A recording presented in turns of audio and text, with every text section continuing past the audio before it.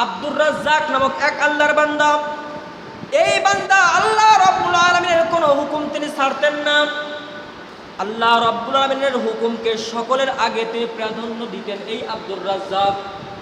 এই আব্দুর রাজ্জাকের বাড়ি এমন একটা জায়গায়, পাশেই হলো জঙ্গল, অর্থাৎ মরুভূমি এলাকা, পাশেই জঙ্গল, এমন একটা জায়গায় সে বাড়ি করছে।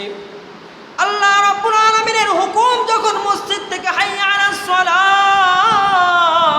নামাজের দিকে আসো, হাইয়া আলাল ফালাহ, কল্যাণের দিকে আসো, তখন সব বাদ দিয়ে নামাজের দিকে চলে আসে। এই আব্দুর রাজ্জাক একবার জুমার দিন, জুমার আজান হয়ে গিয়েছে। জুমার আজান হওয়ার সঙ্গে সঙ্গে তার কানে আসছে জুমার মসজিদে যাওয়া লাগবে। কানে আওয়াজ আসার সঙ্গে সঙ্গে এই ব্যক্তি জুমার নামাজের জন্য প্রস্তুতি গ্রহণ করছে। হঠাৎ করে তাকায় দেখে আর মাত্র 15 থেকে 20 মিনিট সময় আছে জামাত শুরু হয়ে যাওয়ার। যখন সে জামাতে যাওয়ার জন্য প্রস্তুতি নিয়েছে, সামনে কিছু দূর অগ্রসর হওয়ার সঙ্গে সঙ্গে হঠাৎ করে ঘর থেকে বিবি বলতেছে, আপনি কোথায় যান? আব্দুর রাজ্জাক বলতেছে, আমি যাচ্ছি মসজিদে জুমার নামাজ পড়ার জন্য। তখন বিবি বলতেছে, আপনার কি মনে আছে আজকে শুক্রবার? বললো, হ্যাঁ। আপনি যে আমাদের ঘরের ভিতর থেকে গমগুলো আপনি যে মাড়াই করতে দিয়ে আসছেন, ভাঙ্গাইতে দিয়ে আসছেন, এই গমগুলো কি আনছেন? ঘরে তাকায় দেখলাম দুপুরে রান্না করার মতো কোনো খাবার নাই। আর আগামীকাল শনিবার শুনছি ওই ব্যক্তির এক আত্মীয় বাড়ি অনুষ্ঠান হবে, সে সেখানে দোকান আজকে বন্ধ করে, আজকে 2টার দিক দোকান বন্ধ করে চলে যাবে।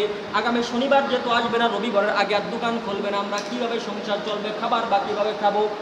এমত অবস্থায় তার টেনশনের ভিতরে পড়ে গিয়েছেন। আমি কি এখন নামাজের দিকে যাব নাকি আমি ওই গম আনতে যাব? আমি যদি গম আনতে চলে যাই তাহলে জামাতের সাথে নামাজ পড়তে পারবো না, আর জুমার নামাজ তো একা কি পড়া যায় না, এখন কি কাজ করব? আমার তিনি টেনশন করলেন, না না, রিজিকের মালিক কে? আল্লাহ রাব্বুল আলামিন রিজিকের মালিক। আমি আল্লাহ রাব্বুল আলামিনের ইবাদতের কাছে চলে যাই, তাহলে আল্লাহ রিজিকের ব্যবস্থা করে দেবে। সুবহানাল্লাহ। এই ব্যক্তি যখন 2-1 সামনে অগ্রসর হলো, এমন সময় পাশের বাড়ি থেকে একটা ছোট ছেলে চলে আসলাম। আসার মেয়ে বলল, চাচা যান, দেখলাম আপনাদের যে গরুটা আপনি ওই যে বেঁধে দিয়ে আসছিলেন মাঠের ভিতরে, ওই গরু ছুটে একটা দৌড় দিয়ে জঙ্গলের দিকে চলে গিয়েছে। ওই জঙ্গলের ভিতরে তো বাঘ আছে, আমাদের যদি কারো গরু ছুটে যায়, যদি না ধরা হয়, কোন এলাকা থেকে কোথায় চলে যাবে, ভয় লাগে কি লাগে না? কে বা বেঁধে রেখে যাবে, কে বা নিয়ে বিক্রয় করে যাবে। এখন সে মনে করলো, হাই রে, এখন যদি আমি গরু আনতে না যাই, আমার স্ত্রী তো পর্দা করে, সে তো যাইতে পারবে না। এখন যদি গরু আনতে না যাই, গরু যদি জঙ্গলের ভিতরে চলে যায়, তাহলে ওখান থেকে বাঘেরা খাইতে পারে, অথবা কেউ ধরে নিয়ে যাইতে পারে। এই একটা গরুর দুধ দহন করে আমাদের সংসার চলে। এখন কি করব? কিন্তু জুমার নামাজের তো অন্য কোনো জামাত নাই, এর তো কাজা হয় না, জোহরের নামাজ পড়তে হয়। যদি কেউ জুমার নামাজ পড়তে না পারে, তাহলে কি পড়তে হয়? জোহরের 4 রাকাত পড়তে হয়, জুমার নামাজের কাজা হয় না। এখন কি করা যায়? তখন সে টেনশনের ভিতরে পড়ে গেলেন। আর তিনি চিন্তা করলেন, আমাকে যে আসবাব দিয়েছে, আসবাবের মালিককে। একটা গরু যাবে, 10টা গরুর ব্যবস্থা আল্লাহ আমাকে করে দিতে পারে। আমার ওই দিকে খেয়াল না, আগে আমি আল্লাহর নামাজের জন্য রওনা দিই। আবার 2 পা সামনে এগিয়ে গিয়েছেন। এমন সময় হঠাৎ আরেকজন এসে বলতেছেন, ভাই আপনি কোথায় যান? বললাম, আমি জুমার নামাজ পড়ার জন্য যাচ্ছি। বললেন, আপনি যে জুমার নামাজ পড়ার জন্য আসছেন, আপনার পাশের যত জমি ছিল সমস্ত জমিতে পানি দেওয়া হয়ে গিয়েছে। অনেক দিন যাবত বৃষ্টি হচ্ছে না, আপনার জমিনে এমন অবস্থা, মাটিগুলো ফেটে গিয়েছে। আর হয়তো 10 মিনিট পরে আপনার পাশের জমি পানি দেওয়া হয়ে যাবে। এখন যদি আপনি 10 মিনিট পরে গিয়ে এই পানির জন্য যদি আপনি তেল না ধরান, তাহলে পানি আপনার বইতে দেওয়া হবে না। যদি সমস্ত বইতে পানি দেওয়া হয়ে গিয়েছে, ওই ব্যক্তি মেশিন তালা মেরে 7-8 দিনের ভিতরে আর আসবে না। এখন আপনি কি করবেন? সে আবার টেনশনের ভিতরে পড়ে গেল। হায়রে, যখন যদি আমি ওই পানি দেওয়ার জন্য না যাই, তাহলে আমার ধানগুলো মারা যাবে। আমি কোন জায়গা থেকে ফসল ফলাবো? আমি কিভাবেই বা চলবো? কিন্তু সে বিশ্বাস রাখছে কার উপরে? আল্লাহ রাব্বুল আলামিন রিজিকের মালিক। একটা পর্যায়ে সে সব কিছু পিছনে ফেলে সে মসজিদের দিকে রওনা দিয়ে চলে গেল। গিয়ে যখন নামাজটা পড়লো, নামাজ পড়ার পরে আল্লাহর কাছে হাত উঠায় বলল, আল্লাহ, আমি তোমার হুকুম মানার জন্য, তোমার ইবাদত করার জন্য সমস্ত কিছুকে পিছনে ফেলছি। আল্লাহ, তুমি আমার রিজিকের ব্যবস্থা করে দাও, আমার সমস্যাগুলো আল্লাহ দূর করে দাও। আল্লাহ কোরআনের ভিতরে বলেন, যদি কোনো ব্যক্তি ওমাইয়াত্তাকিল্লাহ ইয়াজআল লাহু মাখরাজা, যদি কেউ আল্লাহ রাব্বুল আলামিনের ইবাদতের জন্য সামনে পা বাড়ায়, আল্লাহ রাব্বুল আলামিন তার সমস্ত কাজগুলো করে দেন। আল্লাহ ওগুলোর জন্য 1000 রাস্তা খুলে দেন, যেগুলোর কারণে ওর থেকে আরো বেশি আল্লাহ দিয়ে দিতে পারেন। একটা পর্যায়ে আব্দুর রাজ্জাক যখন নামাজ পড়ে বাড়ি চলে আসলো, বাড়িতে আসার পরে হঠাৎ করে যখন সে রাস্তা থেকে বাড়ির দিকে যখন ফিরল, দেখলো বাড়ির সামনে গাছের ভিতরে তার গরুটা বাঁধা আছে। আল্লাহু আকবার! সে আশ্চর্য হয়ে গেল, হায়রে গরু কে বাঁধলো? যখন ঘরের ভিতরে ঢুকার পরে দেখলো বিবি রুটি পাকাচ্ছে। সুবহানাল্লাহ! এখন বিবিকে বলছে, বিবি রে, এই যে রুটি পাকাচ্ছ কারণ কে? তখন সে আশ্চর্য হয়ে গেল, আমার তো সমস্যা আর একটাও ছিল। সে মাঠের দিকে একটা দৌড় দিয়ে চলে গেল, গিয়ে যখন মাঠের ভিতরে গেল, যাওয়ার পর দেখলো যে তার বইতে পরিপূর্ণ পানি যতটুক হওয়ার দরকার ওই পরিমাণ পানি হয়ে গিয়েছে।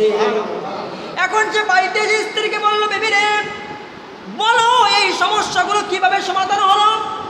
এত বড় বড় 3টা সমস্যা ছিল, আমি তো কোনো সমস্যা আদায় করার জন্য যদি একটা করতে যাইতাম আর একটা সরে যাইতো। আমি তো কোনো সমস্যার দিক করলাম না, আমি তো আল্লাহর ইবাদতের জন্য গেলাম। এই সমস্যাগুলোর সমাধান কিভাবে হয়ে গেল? এমন তো অবস্থায় বিবি বলল, স্বামী আপনি আগে রুটি খেয়ে নেন, রুটি খাওয়ার পরে আপনাকে বলতেছি। তিনি বলে, না না, আমাকে আগে ঘটনাগুলো বলো কিভাবে এগুলো সমাধান হয়ে গেল। এমন তো অবস্থায় বিবি বলল, আপনি যখন আল্লাহর হুকুম নামাজ পড়ার জন্য চলে গেলেন, আমাদের যে গরুটা ছুটে গিয়েছিল, এই গরুটা একটা পর্যায়ে সে জঙ্গলের ভিতরে চলে গেল। কিছুক্ষণ পরে যখন আমি ঘর থেকে বের হলাম, হঠাৎ করে দেখলাম আমাদের গরুর আওয়াজ শোনা যায়। যখন আমি সামনে অগ্রসর হলাম, হওয়ার পরে দেখলাম জঙ্গলের ভিতর থেকে একটা বাঘ এসে আমাদের গরুকে তাড়াইতে যতক্ষণ পর্যন্ত আমাদের গোয়ালের ভিতরে না ঢুকছে, ওই বাঘটা আর ওখান থেকে চলে যায় নাই। সুবহানাল্লাহ! তাহলে আল্লাহর ইবাদতের জন্য যদি কেউ বের হয়, আল্লাহ রাব্বুল আলামিন গায়েবী ভাবে তার সহযোগিতা করে। সুবহানাল্লাহ! এরপরে বাঘটা চলে গেল। কিছুক্ষণ পরে হঠাৎ করে আমাদের পাশের বাড়িতে একজন ব্যক্তি, সেও গম ভাঙানোর জন্য ওই দোকানে চলে গিয়েছিল। যখন ওই দোকানে গিয়েছে, যাওয়ার পরে তার মনের ভিতরে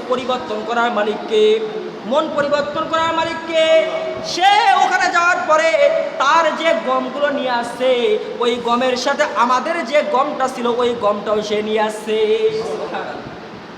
এরপর বলেন, মাঠের ভিতরে পানি হলো কিভাবে? স্ত্রী বলতেন, আগে খাবারগুলো কমপ্লিট করেন। স্বামী যখন খাবারগুলো খাইলো, রুটিগুলো খাইলো, খাওয়ার পরে হাত যখন মুছার পরে একটা পর্যায়ে বলল, দ্রুত আমাকে বলো মাঠে পানি হলো কিভাবে? তখন বিবি বলল, আপনি ওই যে পানি দেওয়ার জন্য ওই যে ওখানে তেল রেখে আসছিলেন, ওই তেলগুলো ধরা রাখছে। একটা পর্যায়ে যে ব্যক্তি পানি দিচ্ছে, সে গাছের নিচে কিছুক্ষণ বিশ্রাম নিতে সে ঘুমায় পড়ছে। ঘুম দেওয়ার মালিককে আল্লাহ। যদি কাউকে ঘুম না দেয়, হাজার চেষ্টা করে কেউ ঘুমাইতে পারবে? ওই ব্যক্তি যখন পানি ধরানোর পরে গাছের নিচে যখন আশ্রয় নিয়েছে, নেওয়ার পরে তার ভিতরে ঘুম চলে আসছে। এমন ঘুম দিয়েছে, পাশের যে ভুঁইটা, ওই ভুঁইতে পানি হয়ে আলগুলো ভেসে যে পানিগুলো ছিল, পানিগুলো সব আপনার ভুঁইতে চলে আসছে। সুবহানাল্লাহ! তাহলে সে আল্লাহর হুকুম মানার কারণে আল্লাহ কয় দিক থেকে তার সহযোগিতা করে দিলেন? সব দিক থেকে, 3 দিক থেকে আল্লাহ তার পথগুলো খুলে দিলেন। আল্লাহর হাবিব সাল্লাল্লাহু আলাইহি ওয়াসাল্লাম বলেন, যদি কেউ ব্যস্ততার কারণে আল্লাহর ইবাদত না করে, আমাদের সমাজের ভিতরে যে মানুষকে বলা হয় কেন নামাজ পড় না, কয় ব্যস্ত, বলে কি বলে না? আল্লাহ রাব্বুল আলামিন কোরআনের ভিতরে বলতেছেন, ইয়া আইয়ুহাল্লাযীনা আমানু লা তুলহিকু আমওয়ালুকুম ওয়ালা আওলাদুকুম আন যিকরিল্লাহ। আল্লাহ কোরআনের ভিতরে বলতেছেন, ইয়া আইয়ুহাল্লাযীনা আমানু, ও ঈমানদার বান্দারা, লা তুলহিকু আমওয়ালুকুম, তোমাদেরকে যেন গাফেল না করে ফেলে তোমাদের সম্পদ, ওয়ালা আওলাদুকুম, তোমাদের সন্তানরা, আন যিকরিল্লাহ, আল্লাহর হুকুম থেকে।